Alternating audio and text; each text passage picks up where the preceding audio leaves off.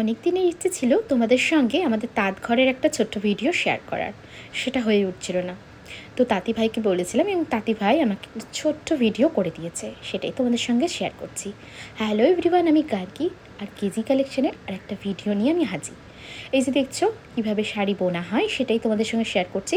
এটা হচ্ছে পাওয়ার লুমে বোনা হচ্ছে। তো এটা পাওয়ার লুমের দেখছো সমস্ত ঘরে শাড়ি, পাওয়ার লুমে কীভাবে শাড়ি বোনা হয় সেটাই তোমাদের সঙ্গে আজকে শেয়ার করব ভেবেছিলাম। দেখতে পাচ্ছ কীভাবে বোনা হচ্ছে, কীভাবে সুতো আসছে, সবটাই তোমাদের সঙ্গে একটু ছোট্ট করে শেয়ার করলাম। হ্যান্ডলুম শাড়ি, তাঁত শাড়ি সবটাই কিন্তু এখন পাওয়ার লুমে বোনা হচ্ছে। তো এইখানেই কিন্তু সব শাড়ি বোনা হয়, আর এইভাবেই কাজ চলে সারাটা দিন রাত। ওরা অনেক কষ্ট করে তোমাদের সুন্দর সুন্দর শাড়ি উপহার দেবে বলে। আর এই যে দেখছো সমস্ত মেশিনপত্র সবটাই তোমাদেরকে দেখালাম। আর এইভাবেই শাড়ি তৈরি হচ্ছে। আর এই জন্যই কিন্তু জামদানির দাম অনেকটাই কম। অনেকে যে বলো না যে জামদানির দাম কেন কম, তো পাওয়ার লুমে এখন তৈরি হচ্ছে বলে কিন্তু জামদানির দাম অনেকটাই কমে গেছে।